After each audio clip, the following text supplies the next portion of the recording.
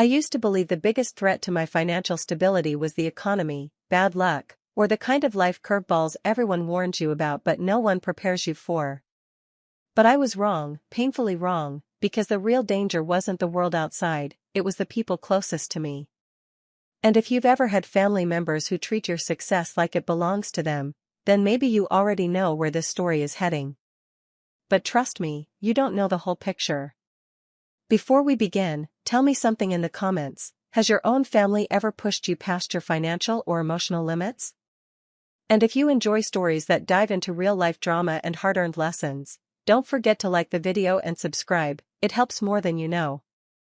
Now, let me take you back to the beginning, to the moment I realized my life wasn't mine as long as my family decided how my money should be used. This wasn't just a financial story, it was the slow unraveling of a lifetime of guilt, obligation, and emotional debt. My name is Evan Brooks, and for most of my adult life, I thought being a good son meant being the solution to every crisis my family created. I thought loyalty meant never saying no, even when it hurt me. I thought love meant sacrifice, even when I was the only one sacrificing. But everything changed the year I turned 35, and everything I believed about responsibility collapsed under one brutal truth: I wasn't supporting my family, I was enabling them. I grew up in a modest home in Ohio where money was always tight and arguments were always loud. My mother, Elaine, had two emotional tones, panic and guilt-tripping, and she switched between them with surgical precision. My older brother, Trevor, was charming in the way people who never take responsibility often are, floating from job to job while insisting life was rigged against him. And I was the youngest, the one who did well in school, the one who listened, the one everyone called the responsible one. When I got my first real job out of college, a marketing position in Chicago, my family celebrated like they had all gotten hired with me. They didn't say it, but I could feel it. They looked at my paycheck like it was a shared resource. At first, it didn't bother me. I sent money home when my mom said the electric bill was overdue or when Trevor's car needed repairs to get to interviews. Helping felt good back then. It made me feel useful. Needed. Connected. But help has a way of becoming expectation. And expectation grows into obligation. And once obligation becomes routine, it stops being kindness and becomes a trap you don't even realize you're walking into. The first 5 years weren't too bad. I could handle the occasional bill, the emergency grocery money, the short-term loan that never found its way back. But then my career grew. My income rose. And with every job promotion I celebrated, my family treated it like proof that I could shoulder more. They saw my success as an expansion of their budget, not mine. The calls started coming more frequently. My mother would say things like, "You know Trevor's had a rough year," or "We're doing our best, but you make so much more than us," or the classic, "Family helps family, Evan. That's what good people do." It never sounded like a request. It sounded like a moral test. And I failed every time because I always said yes. By the time I reached my 30s, almost 20% of my income was disappearing into my family's black hole of bad decisions. It wasn't sustainable, but guilt makes you blind. Guilt convinces you that financial pain isn't as important as emotional peace. And guilt, real, deep, childhood-shaped guilt, makes you hand over everything just to avoid becoming the villain in a story your family created. I didn't notice the change until one day my coworker, Jenna, asked me casually if I ever planned to buy a house. I laughed, thinking it was a joke, because I could barely maintain my emergency fund at that point. When she told me she saved $800 a month by never lending money to her relatives, I felt like someone had slapped me awake. $800 a month. I had never saved that much in my entire adult life. Not once. I was working hard, earning well, but I was stuck in the exact same paycheck-to-paycheck cycle as the people depending on me. That realization hit me harder than anything. Because suddenly the math wasn't just numbers, it was a mirror. But the real turning point didn't come from numbers. It came from betrayal, the kind of betrayal you don't forget, because it shakes your identity at the root. And ironically, the worst moment of my financial life became the event that finally pushed me toward stability. Sometimes a person doesn't change until they are forced to face the truth they've avoided for years. And my truth arrived on a cold November afternoon in the form of a phone call from my mother. I still remember her tone, shaking, frantic, breathless, the tone she used when she wanted something fast. She said Trevor was in trouble. Big trouble. She said he owed money to someone dangerous, and he needed my help immediately. My stomach dropped, because this wasn't the first time Trevor had gotten himself into something messy. But this time felt different. My mother said, "Evan, please, this isn't like before. He's scared. I'm scared. We can't handle this without you." And like always, I felt that pull, that instinct to fix everything. To be the hero. To be the good son. I didn't know it yet, but this time was going to break me. And it would be the last time I ever let them do it.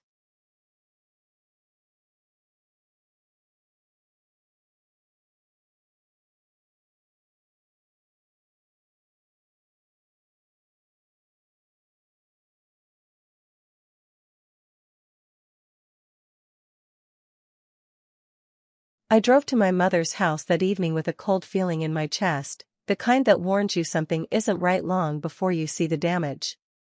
The neighborhood looked exactly the same as it always had: tired lawns, flickering porch lights, cracked pavement leading to homes full of people who had been running on empty for years. My childhood home stood there like a memory I had outgrown but never escaped. When I stepped inside, the air smelled like coffee, anxiety, and something heavier: fear. My mother rushed toward me the moment she saw me. Her eyes were red, but not from crying. They looked strained, like she had been rehearsing a story and wasn't sure if she could sell it. She grabbed my arm and said, "Thank God you're here, Evan. We don't have much time." My heartbeat quickened. I asked where Trevor was, but she didn't answer directly. Instead, she led me into the living room where my brother sat hunched over, elbows on his knees, staring at the floor like it had personally betrayed him. Trevor looked rough, sweaty, pale, shaking. For a moment, I thought he might be sick or in shock. Then he lifted his head, and I saw it: not remorse, not fear, but entitlement, the same entitled expression he always had whenever life demanded more than he was willing to give. He didn't even wait for me to sit before he said, "Ev, I need 10,000. Tonight." My entire body went still. $10,000. Not rent money. Not grocery money. 10,000. I asked him what happened, and he ran through a vague explanation about a loan he took from someone who doesn't wait long for repayment. He kept talking in circles, avoiding details, making himself sound like the victim of a trap he walked into willingly. My mother kept interrupting, defending him, insisting that family comes first, and that this isn't the time to lecture him. I sat there silently, feeling the walls closing in on me. It wasn't just the money. It was the expectation that I would save him automatically, without question, because that was my role. I asked Trevor why he thought I had that kind of cash lying around. He shrugged and said, "You make good money. You're always helping. This is just a bigger help." His casual tone made something burn behind my ribs. It wasn't anger at first, it was grief. Because in that moment, I realized he didn't see me as his brother. He saw me as a financial plan. A walking bailout button. A solution, not a person. I asked him what he planned to do once I paid for this mess. His response was so sharp and fast it stunned me. He said, "I'll figure it out later. But right now, I need you." It was the same line he had used for years. The same promise of future change that never came. And my mother stood behind him, arms crossed, nodding, reinforcing the narrative that I was somehow responsible for his life going wrong. Something inside me cracked then, not loudly, not dramatically, but quietly, like a thin piece of glass finally giving up under pressure. I told them I didn't have the money. My mother's eyes narrowed instantly. She stepped forward and said, "Evan, don't you dare lie to me. I know what you earn." Her voice wasn't trembling anymore. It was sharp, accusing, almost venomous. Trevor added, "Yeah, man. don't do this. Not now. I told them again, I didn't have $10,000, and even if I did, I wouldn't hand it over. That was when my mother said something I will never forget. She looked directly into my face and said, "If you walk away from this, you walk away from this family. Do you hear me?" The ultimatum landed like a blow. Not because I feared losing them, but because I suddenly realized I had already lost them years ago, or maybe I never truly had them to begin with. I stood up, grabbed my jacket, and told them they needed to handle this without me. Trevor cursed under his breath. My mother followed me to the door, saying, "If something happens to him, it will be your fault." I didn't respond. I couldn't. I walked out into the cold evening, letting the door close behind me with a finality I still feel in my bones. I made it halfway down the driveway when I heard footsteps behind me. It was Trevor. His face was twisted in rage and something like desperation, but not the kind that comes from fear, more like the panic of losing a resource he relied on for too long. He grabbed my shoulder and spun me around. "You're seriously going to ruin my life over money?" he shouted. I stepped back, putting distance between us. I told him he ruined his own life. He didn't like that. He clenched his fists and said, "You think you're better than us just because you got lucky?" Lucky. That word hit me harder than the shouting. I told him I wasn't lucky. I was exhausted. And that exhaustion was the only reason I wasn't going to stay and argue longer. He stormed back into the house, slamming the door so hard the frame rattled. I drove home in silence. I didn't turn on music. I didn't make a phone call. My mind replayed the scene over and over, the demands, the entitlement, the threats, the guilt. That night, something changed permanently. I sat in my apartment, staring at the ceiling, thinking about every dollar I had handed over throughout the years. All the times I said yes even when it hurt. All the times I covered bills that weren't mine. All the times I rescued Trevor from consequences he deserved. It wasn't helping. It was destroying him and draining me. For the first time in my life, I asked myself a question I had avoided for too long: what would my life look like if I stopped trying to save everyone else? The answer terrified me because it was simple: I would finally be able to save myself. And maybe that was the most painful truth, that the only thing standing between me and stability wasn't bad luck, or circumstance, or fate. It was my family. The next morning, I blocked their numbers. Not permanently, just enough to breathe. It felt like cutting off oxygen and gaining air at the same time. Over the next weeks, the silence from my family felt like both a punishment and a blessing. Part of me expected them to show up at my door, banging and demanding answers. Another part of me dreaded the possibility. But they didn't. Not at first.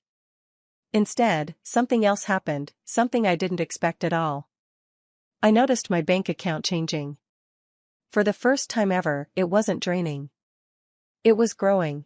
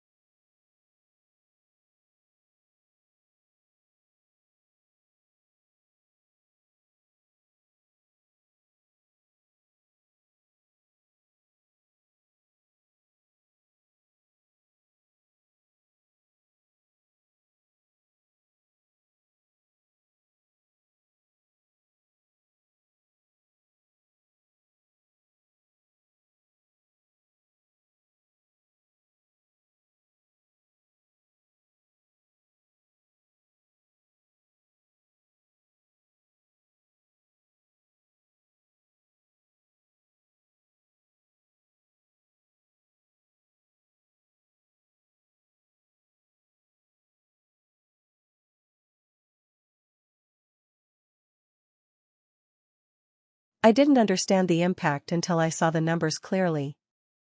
And that was when everything finally began to shift. The first month without my family's requests felt like stepping into a world I didn't recognize. My evenings were suddenly quiet. My paycheck, untouched by guilt-driven transfers, carried more weight than I'd ever seen.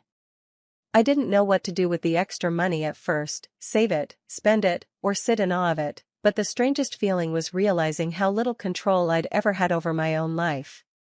For years, I had convinced myself that supporting my family made me strong. That it made me a good son, a good brother, and a good person. But now, staring at a bank balance that didn't look like a slow bleed, I understood that the version of me who said yes to everything wasn't generous. He was scared. Afraid of being rejected. Afraid of being called selfish. Afraid of losing love he had been conditioned to earn instead of receive. I started small. I built an emergency fund, something people on financial podcasts always talk about but I never thought I'd actually have. I created a separate account just for savings. I set a budget for the first time in my life. The sense of control felt surreal, almost intoxicating, like I was learning a language I should have mastered years ago but no one had taught me. Then something unexpected happened. I began sleeping better. My chest didn't feel tight when I opened my banking app. My job performance improved because I wasn't constantly stressed. Life, slowly, started to feel like mine. But my family wasn't gone forever. Silence was only temporary. About 6 weeks after the confrontation, I received a long text from my mother. It wasn't angry this time. It was dripping with disappointment and passive-aggressive sorrow. She wrote things like, "I never thought you'd abandon us," and "Your brother is trying his best," and the classic, "Money changes people, Evan." I stared at the message for several minutes, feeling guilt tug at me like a physical force. Then I did something I had never done before, nothing. I didn't reply. I didn't apologize. I didn't rush to fix the situation. I put my phone face down and let the message sit there like a ghost that no longer had permission to haunt me. 2 days later, Trevor texted me. His message was shorter, more aggressive, "Thanks for ruining my life."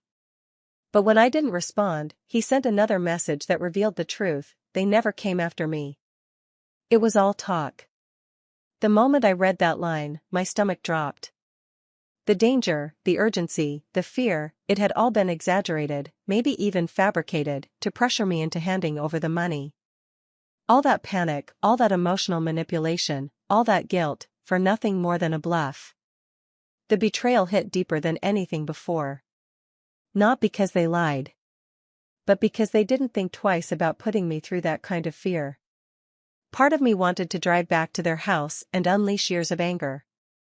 Another part of me wanted to call my mother and ask why it had to be like this, why I was always the one carrying the weight. But I did neither. Instead, I closed my eyes, exhaled slowly, and whispered to myself, "This is why." This was why I needed distance. This was why I needed to stop saving them. This was why I needed to save myself. After that revelation, something inside me hardened, not in a cruel way, but in a protective way, like a wall being rebuilt after years of erosion. I wasn't going to let guilt dictate my financial life anymore. I wasn't going to be manipulated into crises that weren't real. I wasn't going to rescue a brother who refused to rescue himself. With time, my financial situation improved dramatically. My savings grew. My stress faded. My confidence returned. 3 months later, I met with a financial advisor for the first time.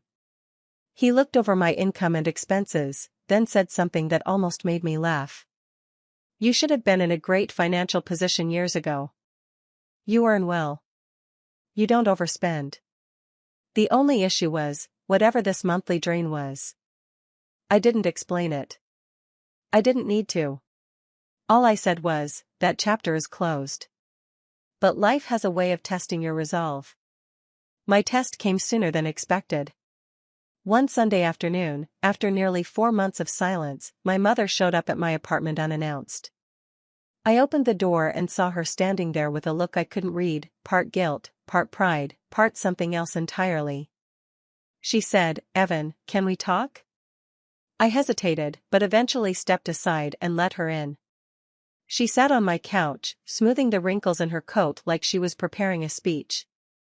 She told me Trevor had moved out of state to live with a friend. She said he was figuring things out, though her voice didn't sound convinced. Then she said, "I know you think we used you. Maybe we did. But you don't understand how hard things were." I listened quietly. For once, I didn't feel the urge to comfort her. I didn't feel responsible for fixing her emotions. I felt separate. Like an adult talking to another adult, not a child defending himself. She asked if I could help just this once, not with money, but with something simpler, forgiveness. I looked at her for a long moment, searching for the right words. And then I said something neither of us expected. "I forgive you. But forgiveness doesn't mean going back to the way things were." Her eyes softened, but she didn't argue. Maybe she finally understood. Maybe she knew the old dynamic was gone. She stood, hugged me briefly, and said, "I'm proud of you, Evan. Even if it took me too long to say it." Then she left. The door closed behind her, and for the first time in my entire life, I didn't feel guilt pressing on my lungs. I felt free. Financial stability didn't come from a raise. It didn't come from luck. It didn't even come from discipline, not at first. It came from one decision: I stopped letting my family ruin my future. Once I made that choice, everything else followed. Freedom. Savings. Peace. Stability. Some people change their financial life by learning to invest. Some by earning more. Some by cutting expenses. But me? I became financially stable the moment I stopped financing other people's chaos. And if you're watching this and you've ever felt trapped between love and obligation, maybe my story will help you take one small step toward reclaiming your own life, one decision at a time. Before you go, tell me in the comments, what was the one financial decision that changed everything for you? And if stories like this resonate with you, real, honest, sometimes painful stories about money, family, and boundaries, make sure you like the video and subscribe. Your support helps these stories reach the people who need them most. Thank you for listening. My name is Evan Brooks. And this was the turning point that saved my life.